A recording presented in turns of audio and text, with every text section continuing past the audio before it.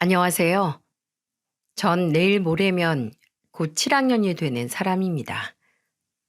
언제 이렇게 세월이 흘렀나 모르겠어요. 끝도 없이 이어질 것 같던 젊은 시절은 눈 깜짝할 사이에 지나가고 벌써 할머니가 됐으니 말입니다. 제게는 아들 둘에 딸 하나, 며느리, 그리고 손자가 한 명 있어요.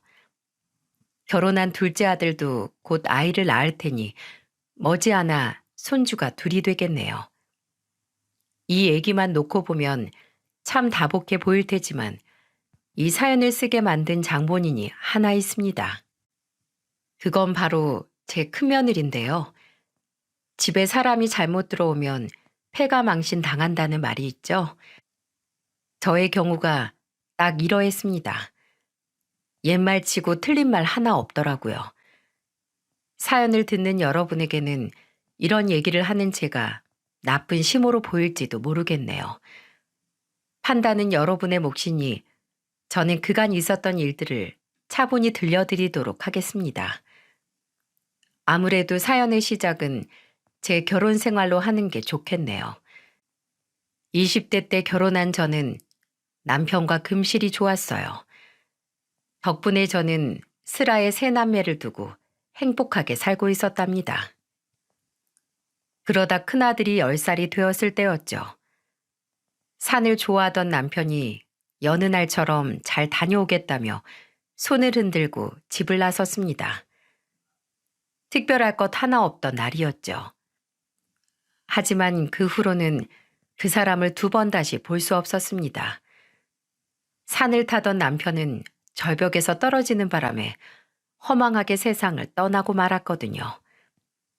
평소 운동을 즐기는 터라 건강만큼은 누구에게도 뒤지지 않던 사람인지라 더 황망했습니다. 역시 사람은 가는데 순서가 없는 걸까요? 시부모님보다도 남편이 먼저 세상을 떠났으니 그 시대 사고방식으로는 자식 잡아먹은 년이라 욕할 법도 했죠. 하지만 두 분은 그러지 않으셨어요. 아이들을 더 아껴주시고 저를 더 안아주셨죠. 그 모습을 보며 저도 며느리가 들어오면 두 분처럼 따스하게 보듬어야지 결심했던 것도 생각이 나네요. 큰 부자는 아니었지만 시댁이 비교적 넉넉한 형편이었던 터라 서울의 32평 아파트를 해주신 덕분으로 남편이 우리 곁을 떠난 후에도 생활이 어렵거나 하진 않았어요. 시부모님은 그것 외에도 아이들 교육비며 다방면으로 들어가야 하는 금전적인 부분들에도 참 많은 도움을 주셨습니다. 정말 고마우신 분들이었죠. 이 은혜를 어떻게 갚아야 할지 먹먹해질 정도로 말입니다. 돌아가신 지 한참이 지났지만 두 분만 생각하면 지금까지도 너무 보고 싶어서 눈물이 차오릅니다. 되돌아보면 남편이 떠난 후 큰아들이 부쩍 큰 것 같아요. 직장 생활을 하느라 바쁜 저를 대신해 동생들 도시락을 챙기고 고사리 같은 손으로 설거지를 해두고 숙제까지 봐주는 정말 착한 아들이었답니다. 둘째와 막내도 그런 큰애를 따라 건실하게 자랐고요. 아마도 아빠를 일찍 여인 탓에 철이 일찍 들어서겠죠. 감사하면서도 한편 마음이 아플 때도 있습니다. 늘 엄마 바보, 동생들 바보로 사는 큰애가 안쓰럽기도 했으니까요. 그렇게 바른 청년으로 장성한 아들이 어쩌다 제 며느리 같은 여자를 만나게 됐을까요? 세상을 살 만큼 살았다고 자부한 저조차 그 곱던 모습에 깜빡 속았을 정도니 아들이라고 별 수 있었겠냐마는 속상한 건 어쩔 수가 없네요. 그만큼 큰 며느리의 존재는 우리에게 아픔이자 상처로 남게 됐으니까요. 대학을 졸업하고 중견기업에 입사해 가족들의 자랑이 됐던 아들이 결혼하고 싶다며 가족 앞에 여자를 선보였을 때 우리 모두 기뻐했습니다. 속물 같은 소리인지 모르겠지만 며느리 될 아이가 은행에 다닌다는 것도 참 좋았답니다. 나중에 알고 보니 은행도 다 같은 게 아니라더군요. 제1금융권이 있고 2금융권이 있는데 며느리가 다니는 저축은행은 제2금융권이라고 했어요. 뭐 상관 있나 싶었죠. 채권팀에서 일한다기에 그냥 중요하고 어려운 일을 맡아서 하는 건가 보다 생각만 했지. 당시엔 정확한 업무 내용도 알지 못했습니다. 나중에 딸애한테 들었어요. 그게 돈 못 갚는 사람들한테 돈 받아내는 일을 해야 하는 부서라 어지간해서는 버티기 힘들다는 걸요. 옆에서 둘째도 그러더군요. 거기서 근무한다는 것만으로도 형수 참 대단한 거라고. 이게 어떤 의미인지 정확히 알게 되기까지는 조금 시간이 걸렸습니다. 제가 나이도 많고 은행 쪽엔 무지했기 때문에 더 그러했겠죠. 상상이나 할 수 있었겠습니까? 다정하게 웃으며 예쁘게 말하던 며느리가 시어미인 저를 회사에서 만난 빚쟁이 대하듯 할 거라고 말입니다. 이 얘기를 듣는 여러분은 무슨 일이 벌어졌을지 전혀 감이 안 오시죠? 그래요, 당연합니다. 이때 저도 그랬으니까요. 처음엔 그저 돈도 잘 벌고 심성도 고운 며느리를 얻었다며 동네방네 자랑하고 다닐 만큼 좋았습니다. 큰아들에게 꼭 맞는 짝을 찾은 것 같았어요. 큰애가 결혼할 때 번듯한 집을 한 채 해주고 싶었지만 당시 저는 일을 하는 상태도 아니었고 여윳돈이 그리 많지도 않았어요. 그래서 시부모님께 받은 아파트를 팔아 좀 더 저렴하고 아담한 곳으로 거처를 옮기고 작더라도 큰애의 집을 구해주려고 했죠. 둘째는 회사 근처로 원룸을 얻어 나간 상태였으니 막내와 저 여자 둘이 살만한 깨끗하고 작은 빌라로 알아보면 되겠다 싶었거든요. 근데 그걸 안 큰애가 극구 반대하는 거예요. 어머니, 괜찮아요. 제 결혼 때문에 그렇게까지 무리하실 거 없어요. 그간 모아둔 돈도 좀 있고 신혼부부들한테 저렴한 금리로 전세자금 대출해주는 좋은 제도들이 얼마나 많은데요. 게다가 저 회사에서도 시세보다 낮은 금리로 빌릴 수 있는 금액이 꽤 돼요. 아시잖아요. 저희 회사 복지 좋은 거. 끝끝내 제 도움 없이 시작하겠다는 큰애에게 당시 제가 가지고 있던 여윳돈 5천만 원을 보태기로 하는 것조차 한참 동안 진땀을 뺐을 정도지 뭐예요. 큰애 지훈이는 그런 애였어요. 남편이 살아있었다면 정말 아꼈을 그런 듬직한 아들이었죠. 완벽한 착각이었지만 당시의 며느리도 아들과 같은 성정인 줄 알았답니다. 그래서 그렇게 결혼을 진행시킨 거였고요. 지금 생각해보면 지훈이를 잡기 위해 큰며느리가 가족 모두에게 위선을 떨었던 것 같아요. 슬프게도 우린 모두 그것에 깜쪽같이 속아 넘어갔던 거고 말이죠. 본색을 드러내기 전 큰며느리가 딸아이에게 작은 선물을 가져다 주며 여자들끼리의 수다 산매경에 빠지는 모습을 볼 때면 그게 또 그렇게 예뻐 보일 수 없었습니다. 장애가 있는 딸애에게조차 격이 없이 베푸는 마음씨라니 하늘이 도우셨구나 하는 생각이 들 정도였죠. 태어날 때부터 막내딸의 몸이 불편했던 건 아니었어요. 아이가 막 성인이 됐을 무렵 큰 사고를 당해 몸이 불편하게 된 거죠. 그런데도 아이는 희망을 잃지 않고 제가 할 수 있는 선에서 최선을 다하며 살았습니다. 제 오빠들이 물심양면으로 도와주긴 했지만 막내의 마음가짐 또한 훌륭했기에 가능했던 일이었습니다. 고된 가정이었는데도 결국 대학 졸업장을 따고 스펙을 쌓더니 장애인 전용으로 제법 큰 게임 회사 프로그래머로 들어갔거든요. 여자로서는 드문 일이었죠. 경력을 쌓아 입사 후 몇 해 뒤부터는 재택근무로 전환해 집에서 일하고 있고요. 몸은 불편해도 제 밥벌이는 충분히 하는 아이고 늘 긍정적으로 가족들을 살피는 막내가 제겐 너무도 자랑스럽지만 남들 눈엔 그저 장애인으로만 비추어진다는 사실이 속상할 때도 참 많았습니다. 그런 막내를 편견 없이 대해주는 것만으로도 저는 큰며느리에게 감사했어요. 진짜 모습을 그렇게 감쪽같이 숨기고 있다는 것도 모른 채로요. 큰며느리에게 이상함을 처음 감지한 건 애들이 결혼한 후 서너 달쯤 지났을 때였습니다. 직장 생활로 바쁠 며느리를 위해 반찬을 이것저것 만들어주기로 했죠. 큰며느리가 집에 왔을 때 잘 먹던 걸 눈여겨봤다가 그것들 위주로 반찬을 준비했습니다. 요즘 며느리들은 시모가 갑자기 들이닥치거나 택배 보내는 것도 싫어한다고들 하길래 따로 전화하지 않고 조용히 가서 경비실에 맡겼어요. 그리고 문자를 보냈죠. 새아가 반찬 몇 가지 만들어서 경비실에 맡겨뒀다. 이따가 집으로 올라가기 전에 찾아다가 저녁밥 해서 같이 먹어. 바쁘더라도 끼니 거르지 말고 건강 꼭 챙기고.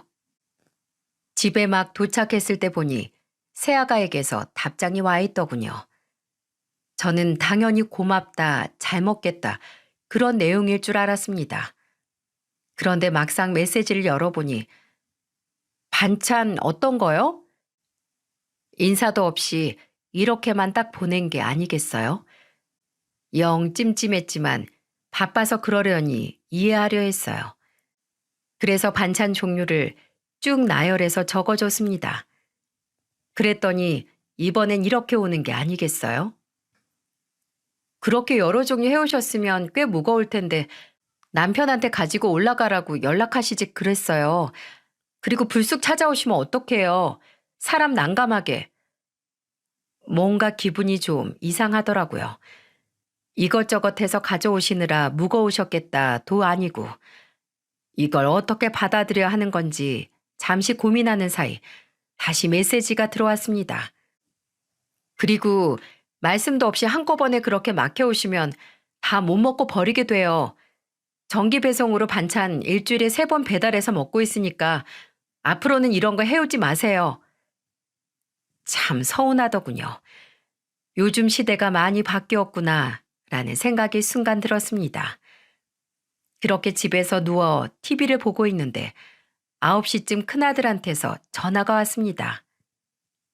어머니, 정말 맛있게 잘 먹었어요. 근데 이거 다 들고 여기까지 오시기 힘들진 않으셨어요? 다음엔 저한테 말씀하세요. 퇴근하면서 들를게요. 그래, 맛있게 잘 먹었다니 나도 좋구나. 아들의 말 한마디에 어찌나 고맙던지.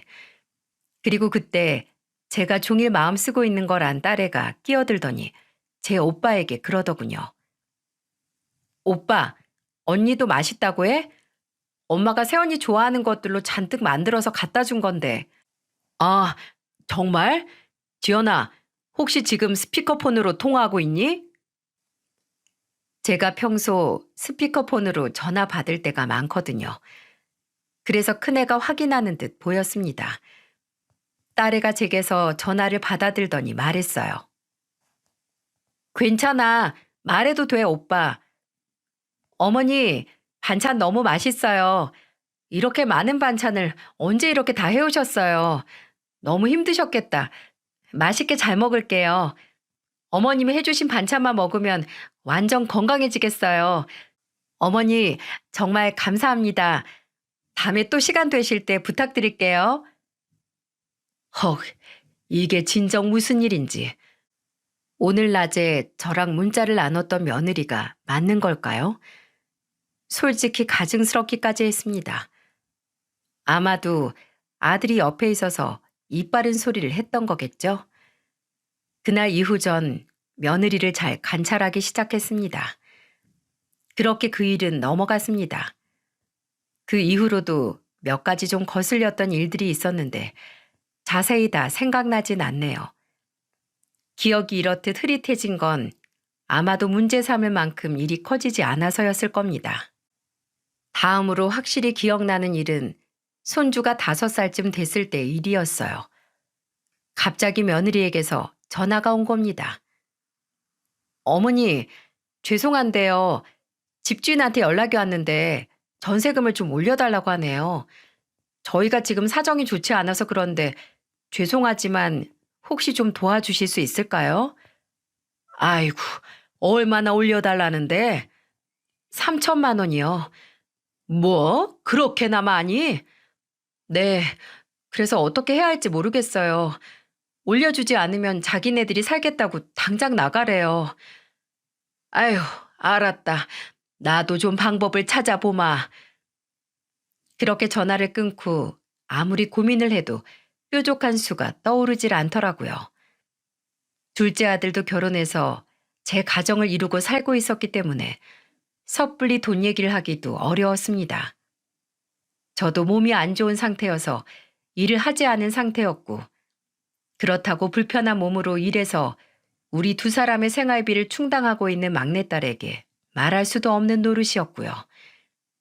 그래서 결국 저는 큰아들에게 전화를 걸었어요. 지훈아, 엄마야, 집주인이 전세금을 올려달라고 했다면서? 아니, 어머니께서 그걸 어떻게 아세요? 며느라이가 전화했더라고. 얘도 너무 고민스러워서 용기 내서 나한테 도움 청한 것 같은데 3천만 원이면 너무 큰 금액이라 엄마도 이걸 어떻게 해야 할지 모르겠다. 혹시 방법 찾은 거니? 어머니께 절대 손 벌리지 말라고 했는데도 집사람이 그런 전화를 드렸단 말씀이세요? 어머니, 너무 죄송해요. 절대 신경 쓰지 마세요. 엄마가 집을 담보로 대출을 받아서 줄까 하는데 우선 그렇게 하자. 알았지? 어머니, 그럴 필요 없어요.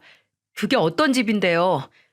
그동안 우리 삼남매를 뼈 빠지게 키워주신 것도 감사할 일인데 마지막 남은 집을 가지고 어떻게 대출을 받게 해요. 그리고 이제야 말씀드린 건데 저 솔직히 지금 사는 집 마음에도 안 들었어요. 안 그래도 이사 갈지 말지 하던 참이라 차라리 잘 됐다 싶다니까요. 교통편도 안 좋고 집도 별론데 집주인이 정신이 나간 거예요. 그 돈 주고 뭐하러 여기 살아요? 더 좋은 곳으로 이사할 거니까 어머니 속상해하지 마세요. 세상에 이런 아들이 또 있을까요? 이렇게 착한 아들이었습니다.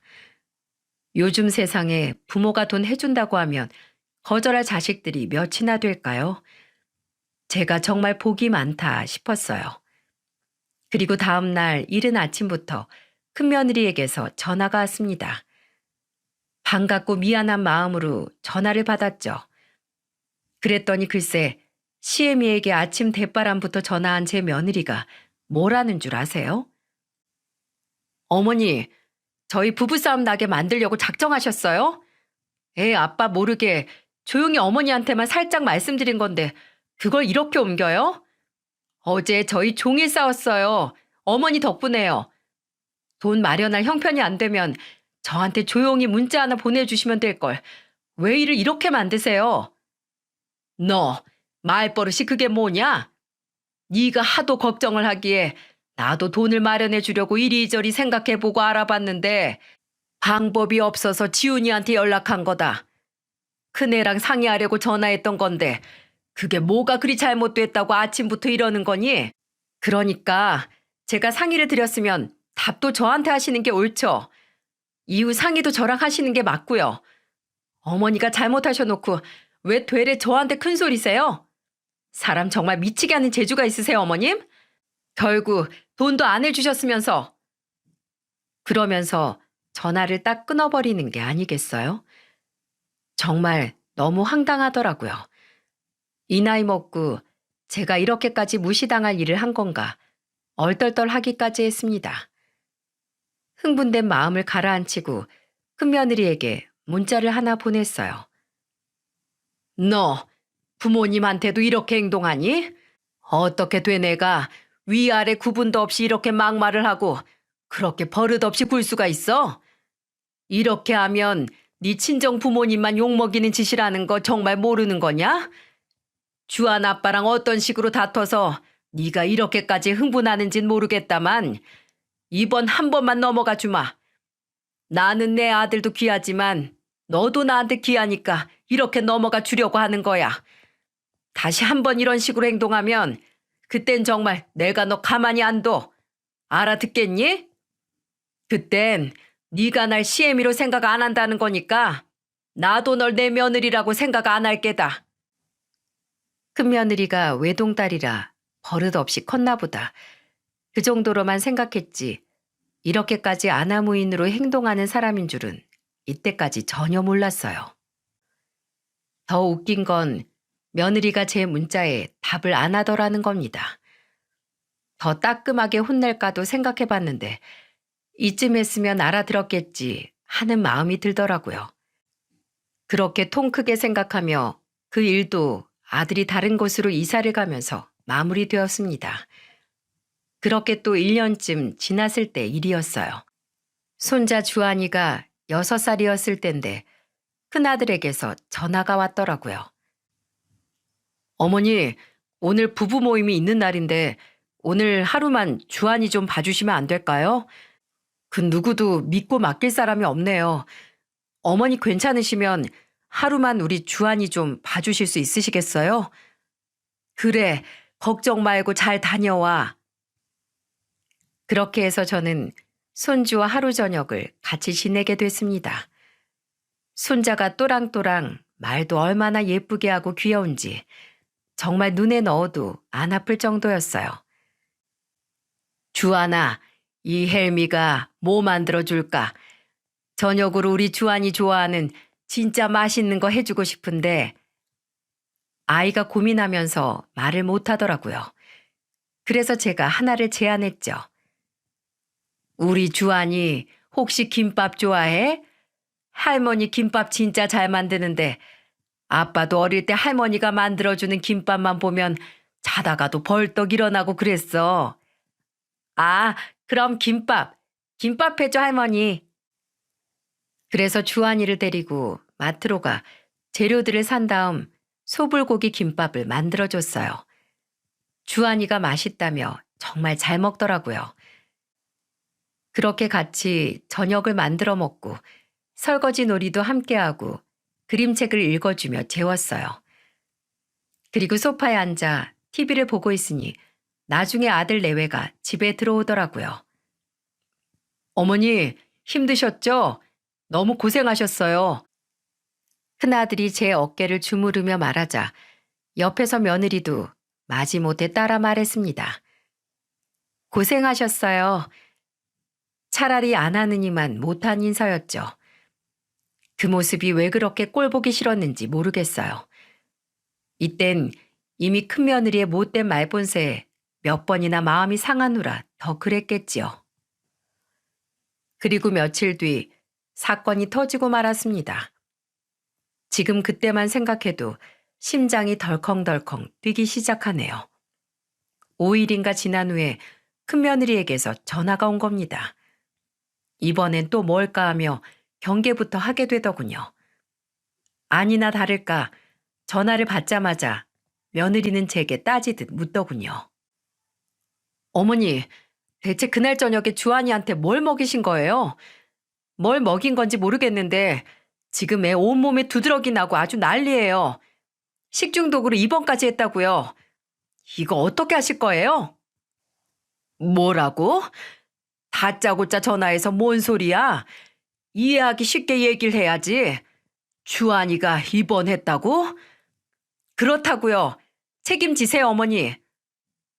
이렇게 소리를 지르며 따지듯 물어보는데 너무 억울하고 화가 나 참을 수가 없었습니다. 너 지금 어디냐? 내가 바로 가마. 회사라기에 당장 쫓아갔습니다. 이 버르장머리를 당장 뜯어 고치지 않으면 안 되겠다는 생각에서였죠.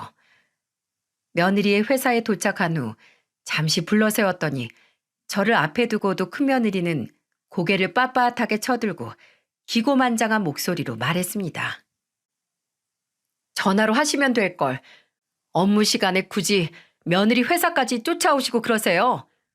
어머니 같은 분들 때문에 시어머니들이 욕먹는 거라고요. 아세요? 하나만 알고 둘은 모르는구나. 너 같은 며느리들 때문에 시어머니들이 니네 집에선 이렇게 가르치시더냐? 하며 혼내는 거다. 너같이 예의 없는 것들 때문에 괜한 며느리들도 같이 싸잡아 욕먹는 거라고. 알겠니? 그리고 업무 시간에 전화해서 막말을 퍼부은 너는 잘못이 없고 여길 찾아온 나만 잘못이라는 거냐? 나중에 얘기하고 싶었으면 퇴근하고 나서 전화하지 그랬어. 니네 회사 사장님 어딨니? 이 문제에 대해선 내가 사장님이랑 면담해 보면 되겠구나. 그랬더니 큰며느리의 얼굴색이 하얗게 질리더군요. 시어머니는 낮잡아 봐도 사장님은 무서운가 보다 싶었습니다. 어머니, 전부터 말씀드렸지만 정말 너무 뻔뻔하신 거 아니에요? 주안이 문제잖아요. 그 어린애가 지금 어머니 때문에 식중독 걸려서 병원에 입원해 있다고요. 그런데도 어쩜 이렇게 큰 소리 치면서 자기 잘못을 인정 안 할 수가 있냐고요. 주안이가 김밥 때문에 그렇게 됐다는 증거 있니? 증거 있어? 이젠 발뺌까지 하시려고요? 주안이가 특별히 먹은 게 없는데 어머니 다녀가시고 나서 이렇게 된 거잖아요. 평소랑 다르게 먹은 거라고는 어머니 음식밖에 없는데 왜 인정을 안 하시냐고요? 아, 됐고요. 주안 입원까지 했고 애 입원하면서 저 업무적으로 피해도 많이 봤어요. 그거 다 손해배상하세요. 뭐? 병원 입원비, 치료비, 저 회사 업무적으로 손해본 거 해서 500만 원 주세요. 뭐라고? 너 정말 돈에 환장했니? 지난번부터 나한테 돈 거리는데 나한테 뭐 맡겨둔 돈이라도 있는 거야? 어머, 어머니 정말 이상한 분이시네요. 어머니 때문에 손자가 아파서 입원을 했다는데도 그런 소리가 나오세요? 그리고 부모가 돼서 자식들 돈 해주는 게 뭐 잘못된 건가요? 안 해주는 게 이상한 거죠? 어머니보다 없이 사는 사람들도 자식이 그렇게 공공한 처지에 처했다고 하면 집 숟가락이라도 파서 돕는다고요. 아세요?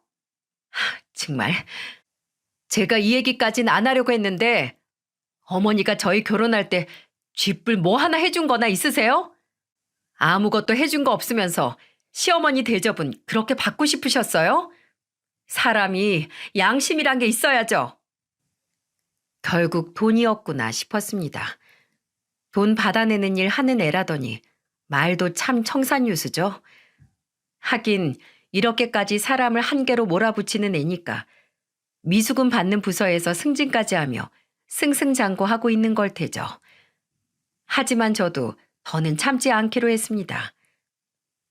이 못된 것 같으니라고. 오냐 알았다. 그렇게 하마. 만약에 내가 만들어준 김밥에 문제가 있어서 그렇다면 500만 원, 아니 1000만 원 얼마든지 주마. 허나 약속해야 될 게야. 만약에 김밥이 문제가 있는 게 아니라 다른 것 때문에 그런 거라면 넌 각오해야 될 거야. 알겠니? 어디 해보시던가요.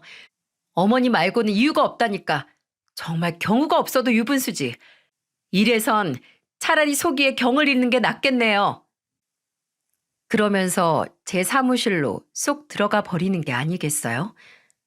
어른이랑 통화하다가도 먼저 전화를 끊어버리고 얘기를 나누다가도 먼저 사라져버리는 저 버릇은 대체 누가 가르친 걸까요? 큰애한테 전화했더니 아들이 병원에서 주한이를 돌보고 있다고 하더군요. 그 길로 병원으로 찾아갔습니다. 어머니, 애 입원한 건 어떻게 아시고요? 또 주한 엄마가 전화 드렸어요? 이 사람 참. 어머니 걱정하시니까 전화 드리지 말라니까. 그나저나 왜 이렇게 숨이 차세요? 그냥 식중독 증세예요. 애들한테 흔히 있을 수 있는 거요. 그러니까 걱정하지 않으셔도 돼요. 아들의 다정한 말에도 마음이 진정되지 않았습니다. 어린 주한이가 병실에서 환자복을 입고 팔에 링게를 맞고 있는데 그 모습이 어찌나 마음 아프던지 저도 모르게 그만 울컥하더군요. 대체 언제 입원한 거야? 어제 오후에요. 주한이 옆으로 가 제가 말했어요. 우리 주한이 많이 아파요? 아니요. 어제 많이 아파서 배를 잡고 떼구르르 했는데 지금은 괜찮아. 안 굴러도 돼요. 씩 웃는 주한이 얼굴엔 여기저기 붉은 두드러기가 올라와 있었어요. 속상하더라고요. 그래도 확인할 건 해야 했어요. 주하나, 최근에 뭐 먹을 때 냄새가 좀 이상했다거나 평소랑 맛이 조금이라도 달랐던 거 혹시 있었어? 아이는 골똘히 생각하더군요. 괜히 아픈 애한테 캐묻는 건가 싶어 그만두려고 했을 때 주한이가 생각났다며 소리쳤어요. 피자빵! 어? 피자빵? 응, 그저께 엄마가 친구들이랑 잠깐 만나고 온다고 해서 TV 보다가 배고파서 할머니, 그래서 한 개 먹었거든요? 맛있긴 했는데 조금 이상했어요. 헤헤 웃는 주한이의 얼굴을 보며 큰아들의 표정이 와락 구겨지더라고요. 주한아, 엄마가 그저께 주한이 혼자 두고 밖에 나갔었어? 애써 다정한 목소리로 제 아빠가 이렇게 묻자 손자가 맑은 얼굴로 그러더군요. 엄마가 엄마 친구들하고 쇼핑하는데 애들 없이 혼자들 오는 거라고 해서 저 놔두고 갔어요. 텔레비전 보고 있으라면서요. 그래서 저녁도 혼자 피자빵으로 먹고 그 피자빵은 어디에 있었어? 주방 서랍에 있었어요. 너무나 기가 차서 큰애 집으로 가봤더니 주한이 말처럼 주방 서랍에 피자빵이 2개 더 있더라고요. 근데 맙소사 날짜를 보니 이미 유통기한이 한참 지난 거였습니다. 어린 주한이는 유통기한을 보지 못하고 너무나 배가 고파서 그 빵을 먹었던 겁니다. 정말 분노가 차오르더군요. 어떻게 지 놀겠다고 어린 자식을 놔두고 쇼핑을 갈 수가 있는지. 확실히 범인은 피자빵인 걸로 보였습니다. 그래서 제가 며느리에게 전화해 당장 병원으로 오라고 했어요. 어머니, 회사가 장난인 줄 아세요? 어머니가 오라고 하면 만사 제쳐두고 당장 뛰어갈 수 있는 데인 줄 아시냐고요? 그래요. 고분고분하게 알았다고 할 애가 아니었죠. 그럼 난 장난처럼 보이냐? 네가 애초에 이런 사달을 만들어 놓지 않았다면 나도 이런 말 안 한다. 근데 네가 그랬잖니. 나 때문에 애가 식중독 걸렸으니 500 내놓으라고. 500이 걸린 문제인데 안 급해? 잔말 말고 오라면 빨리 와. 돈 얘기가 나오니 더는 아무 소리 없이 큰며느리가 회사에서 왔습니다. 저는 며느리를 끌고 주한이 담당 선생님 방으로 갔습니다. 큰애 집에서 가져온 피자빵도 들고서 말이죠. 그리고 의사 선생님에게 물었어요. 선생님, 얘가 어제 이 피자빵을 먹었다고 하더라고요. 확인해보니 이게 유통기한이 지났던데 혹시 이것 때문에 그럴 수 있나요? 의사가 제 손에 있던 피자빵을 가져가 비닐을 조금 열고 냄새를 맡아보더니 고개를 끄덕이시더라고요. 선생님, 손주 말로는 먹을 때 맛이 평소랑 좀 달랐대요. 배고파서였는지 그래도 맛있어서 하나를 다 먹어치웠다고 하더군요. 의사가 혀를 차며 말했습니다. 아이들은 약하고 예민해요. 겉으로는 아무 문제 없어 보이는 것에도 탈이 날 수 있습니다. 뭐든 조심하는 게 좋아요. 아마 이게 원인일 수 있겠네요.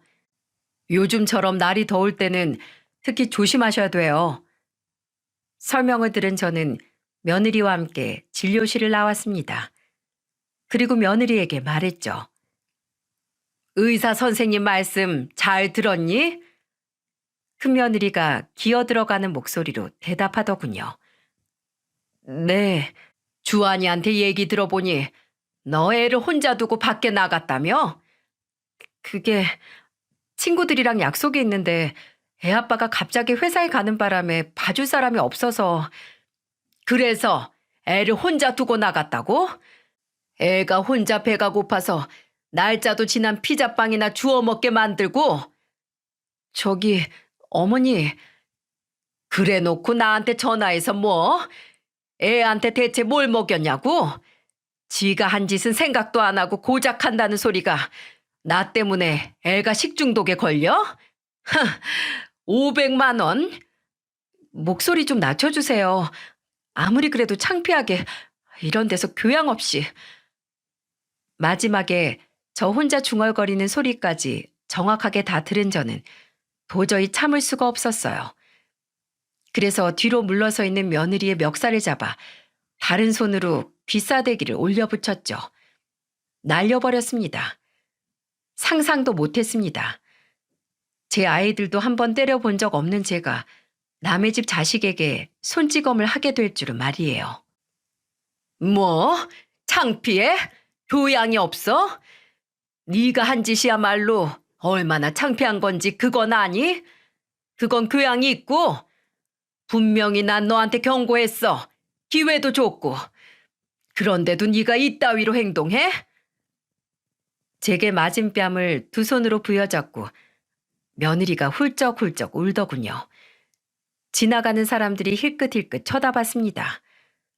또 악덕시모가 며느리 하나 잡아댄다고들 생각하겠죠. 뭐 상관없었습니다. 다른 사람들이 뭐라 떠들든 말이죠. 난 우리 애들 키우면서도 험한 소리 하거나 매를 들어본 적이 없는 사람이야. 그런데 넌 정말 구제불능이구나. 니네 부모님은 너 같은 애를 키우면서 대체 어떻게 제정신으로 사셨다니? 어머니, 대체 저한테 왜 이러세요? 전부터 자꾸 친정 부모님 얘기 꺼내시는데 너무 하시는 거 아니에요? 그러면서 또 먼저 자리를 떠버리더라고요. 이건 죽기 전에 못 고칠 고질병인 것 같았습니다. 한숨을 쉬며 벽에 손을 댄 채 총총 사라져가는 며느리의 뒷모습을 바라보는데 뒤에서 소리가 들리더군요. 이게 다 무슨 소리예요, 어머니? 지금 주한 엄마 어딨어요? 제가 문 쪽을 가리키며 말했습니다. 모르겠구나. 밖으로 나갔다. 그러자 지훈이가 성난 발걸음을 제가 가리킨 방향을 향해 걷기 시작하더군요. 무슨 일이 날까 걱정되어 제가 뒤를 따라갔습니다. 나가보니 병원 건물 앞쪽에 꾸며진 정원 구석에서 며느리가 울며 앉아있더군요. 아들이 성큼성큼 주한 엄마를 향해 걸어갔습니다. 저는 그 자리에 서서 그런 큰애를 지켜봤어요. 제 배 아파 낳은 아이지만 큰애가 저렇게까지 화가 난 건 처음 보는 일이었거든요. 그래, 주말에 애를 혼자 두고 밖에 나갔었다고? 기어이 나갔어? 회사 일 때문에 안 되니까 다음에 가라고 내가 말했어, 안 했어? 아니, 이미 약속이 다 되어 있는 건데 어떻게 그렇게 갑자기 취소를 해? 게다가 6살이면 혼자 집에서 놀고 먹고 다 할 수 있는 나이라고. 그렇게 걱정되면 당신이 회사 안 나가고 애 봤으면 됐잖아. 다들 왜 나한테만 난리냐고, 난리가. 큰며느리는 울먹이면서도 제 할 말 다 하더군요. 두 사람이 그간 어떤 식으로 충돌하며 살아왔을지 생각하니 기가 막혔습니다. 뭐? 이 여자 정말 두고 보자 하니 어이가 없네? 당신 미친 거야? 애가 몇 되는 것도 아니고 주한이 딱 하나인데 하나 있는 아들도 제대로 못 봐서 이런 꼴을 만들어 놓고 뭐가 어쩌고 저쩌지? 지 잘못은 생각도 안 하고 어머니께 무슨 말버르장머리가 그런데, 어? 어머니께 어떻게 그따위로 말을 할 수가 있어? 와, 어머니 진짜 대단하다. 그 사이에 또 그걸 다 고자질에 바치셨어? 정말 존경스럽다, 존경스러워. 당신 어머니 아주 아들한테 며느리 험담하며 일러 바치는 재미로 사시네. 전에도 그러시더니 아주 습관이네, 습관이야. 며느리가 그렇게 저를 한껏 비아냥거리자 아들은 참지 못하고 안절부절 못하더군요. 아무리 힘들어도 늘 웃으며 가족을 챙기던 아들의 그런 모습을 보는 건 어미로서도 너무 마음이 아팠어요. 며느리가 물건은 물건이더군요. 그런 상황에서도 제 잘못은 생각도 못하고 뺨을 감싸진 채로 아들을 향해 소리쳤습니다. 그렇게 엄마가 좋으면 엄마랑 살아. 주한이 키우면서 당신 동생이랑 오순도순 넷이 얼씨구나 살면 되겠네. 당신이 좋아 죽는 엄마한테 애도 보라고 해. 그럼 이런 일도 안 일어나고 아주 환상이겠다. 그치? 이게 사람이 할 소리랍니까? 어떻게 사고로 장애가 생긴 내 딸까지 들먹거리며 이렇게 낮잡아 막말을 할 수 있는 거냐고요. 며느리의 고함은 거기서 그치지 않았습니다. 나도 좀 쉬는 날이 있어야지. 어떻게 맨날 일 아니면 애냐고. 먹고 싶은 거, 놀고 싶은 거 다 포기하고 왜 애 엄마로만 살아야 하는데. 너네 엄마도 그렇고 왜 나한테만 야단 법석인 건데. 뭐? 너네 엄마?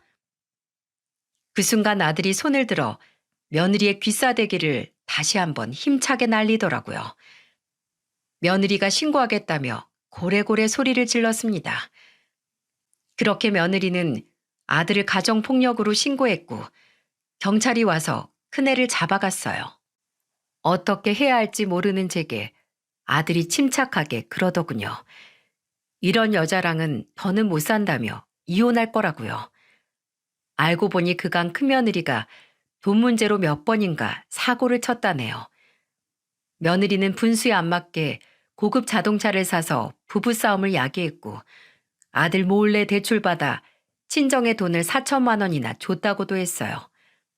그래서 제게 그렇게 돈돈 거렸던 걸까요? 아들이 그걸 알게 되고 두 사람의 관계가 급속도로 안 좋아졌는데 이런 일까지 벌어지게 된 거였죠. 이혼할 뜻을 확고하게 하자 며느리가 겁이 났던지 폭행으로 신고한 것도 자진해서 고소를 취하했습니다. 단순 폭행의 경우 신고자가 고소를 취하하면 아무 문제도 생기지 않는다네요. 이렇게 해주면 우리 애가 이혼 얘기를 없던 걸로 할 거라고 생각했나 봅니다. 하지만 큰애는 뜻을 굽히지 않았어요. 아들은 며느리가 저지른 금전적인 만행과 재개한 협박성 피해 보상 내용 등을 기반으로 이혼 소송을 했습니다.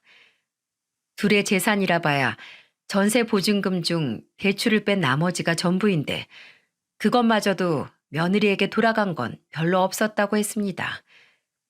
제 아들까지 속여가며 친정에 돈 바치고 카드값에 차 할부금, 본인이 싸지른 똥을 치워야 했으니까요. 그리고 더 웃긴 건 보통 자식들은 애미가 키우는 게 당연지사인데 며느리는 당당하게 양육권을 포기해버리더군요. 돈이 없다면서 말이죠. 그리고 애 때문에 더 이상은 자기 인생을 낭비하고 싶지 않다고 하더군요. 대체 세상 어디에 이런 애미가 있답니까? 그렇게 아들과 며느리의 악연은 끝이 났습니다. 아들은 이혼 후 저희 집으로 들어오게 됐고 주한이는 제 고모와 아주 찰떡이 됐습니다. 고모, 고모 그러면서 같이 그림 그리기도 하고 책도 읽고 아주 잘 지내고 있답니다. 악담처럼 퍼부은 며느리의 말처럼 우린 지금 네 식구가 함께 지내고 있네요. 주한이는 제 엄마와 살 때보다 더 즐겁고 행복하게 지내고 있어요. 유치원 선생님들도 애가 정서적으로 훨씬 더 안정된 게 눈에 보일 정도라고 말할 정도니까요. 이후 며느리의 소식은 아주 우연히 알게 됐습니다. 건너 건너 아는 사람을 통해서요. 이래서 사람은 바르게 살아야 하나 봐요. 의외로 세상은 좁고 결국 모든 사람은 실타래처럼 관계 속에 얽혀 있다는 말이 진짜구나 싶었거든요. 우리 아들 몰래 돈 문제로 사고친 것들이 밝혀진 것 외에도 몇 건이 더 있었나 봐요. 그거 이자 갚느라 허덕이고 있다고 합니다. 소속은행에서 빌린 돈조차 갚지 못해서 신용불량자 신세가 돼 회사에서도 잘렸다고 했고 본인이 서민들에게 돈 갚으라고 채권 추심을 했듯 이젠 이전 동료들에게 채권 추심을 당하느라 숨도 제대로 못 쉬고 산다더군요. 듣자 하니 제 아들 지훈이를 믿고 일을 더 크게 벌인 모양이더라고요. 아들 회사가 중견기업이긴 하지만 상당히 탄탄한 곳이라 이름만 대면 다들 알 정도로 자금력도 좋고 기업 가치도 높은 곳이거든요. 결국 원금 갚는 건 턱도 없으니 이자라도 갚으려고 하루 일을 3탕, 4탕을 뛴다더군요. 그렇게 하면서도 곧 파산 신청하고 개인 회생 신청할 것 같다고 합디다. 애초에 사치스러운 애였던가 봅니다. 그리고 얼마 전에 그 여자에게서 연락이 오더군요. 술이 잔뜩 취한 상태로 말이죠. 어머님, 너무 나빠요. 제가 그렇게 못나게 행동했으면 어른으로서 딱 부러지게 교육을 시켜주지 그랬어요. 근데 이게 뭐예요? 어머님이 날 미워하기만 하고 이 며느리를 못마땅하게만 생각하시고 별다른 조치가 없어서 제가 기고만장했던 거 아니에요. 뭐라고? 네가 언제 내 말을 들은 적이나 있었니? 내가 한마디 하면 따박따박 말대꾸 하면서 대들었던 게 누군데? 그리고 누가 네 어머니야? 꼴도 보기 싫으니까 어머니 어짜도 꺼내지 마라. 저 너무 힘들어요. 우리 주한이도 보고 싶고 제 남편도 보고 싶고 너무 힘들어서 죽을 것만 같아요. 어머니, 저 좀 살려주시면 안 될까요? 한 번만, 딱 한 번만 더 기회를 주세요. 뭐? 기회? 너 같으면 자식 새끼 버리고 지 인생 살겠다고 이혼한 전 며느리를 받아줄 거라고 생각하니? 아, 그리고 너 말 한 번 잘했다. 너 1년 3개월 동안 한 번도 양육비 보내지 않았지? 그 돈이 그렇게 아깝더냐? 그 돈은 네 자식 주한이를 위해 쓰일 돈인데 기본적인 애미 노릇도 못하면서 살려달라고? 기회를 달라고? 뭐 우리 아들이 보고 싶다고? 너 참 뻔뻔하구나. 어머니, 잘못했습니다. 나한테 잘못한 거 없다. 네 자식 주한이 보고 싶으면 기본적인 양육비부터 전부 보내. 그럼 애미 자식 사이는 끊어놓지 않을 테니까. 그리고 나한테 연락하지 마라. 한 번만 더 연락했다가는 매운맛 좀 보게 될 거야. 알았어? 이렇게 말을 하고 전화를 끊어버렸습니다. 뒤늦게 후회의 눈물을 흘리며 뭐하나요? 이미 기차는 떠나가는 걸요. 전 며느리의 전화를 끊고 자고 있는 우리 주한이를 꼭 안아주었습니다. 그리고 귀에 대고 속삭였죠. 이 헬미가 우리 주한이는 끝까지 지킬 거라고 말이죠. 이 어린 게 무슨 잘못이 있겠습니까? 이런 일을 겪어서인지 가만히 있는 둘째 며느리까지도 무서워지더군요. 어떤 모습을 숨기고 있을까 겁이 났거든요. 그러자 둘째가 웃으며 제게 그러더군요. 어머니, 그럴 일도 없겠지만 혹시라도 제 아내가 형수 같은 사람이더라도 걱정 마세요. 다시는 며느리한테 그런 험한 꼴 안 당하시게 저희 삼남매가 지켜드릴 거니까요. 옆에서 큰애와 막내가 진중한 표정으로 고개를 끄덕이는 모습을 보며 저도 모르게 웃음을 터뜨리고 말았습니다. 임신한 둘째 며느리까지 합세해 주먹을 쥐고 파이팅을 외치는데 그 모습이 어찌나 우습던지요. 그 이후 우리 가족은 아무 일 없이 잘 지내고 있습니다. 아들도 정신 차리고 회사 잘 다니고 있고 저도 몸이 조금 좋아져서 건물 청소 일을 하고 있고요. 우리 손주 학비 조금이라도 보태려고 말입니다. 아들은 한사코 하지 말라고 말리지만 집에만 있으니 답답하기도 하고 기분 좋게 감사하는 마음으로 일을 하고 있답니다. 제가 들려드릴 이야기는 여기까지예요. 다들 어떻게 들으셨는지 모르겠네요. 앞으로 우리 가족에게 즐겁고 행복한 일만 벌어지면 얼마나 좋을까요? 이걸 보시는 시청자님들도 항상 인생을 즐겁게 사시고 오래오래 건강하셨으면 좋겠습니다. 저도 응원하겠습니다. 그리고 마지막으로 사연튜브 여자 직원분께 감사드립니다. 제가 귀가 어두워서 답답하셨을 텐데 친절하게 응대해 주셔서 얼마나 고마운지 몰라요. 방송에 나가면 꼭 시청하도록 하겠습니다. 다들 행복한 하루 보내시기 바랍니다. 함께 해주셔서 감사합니다.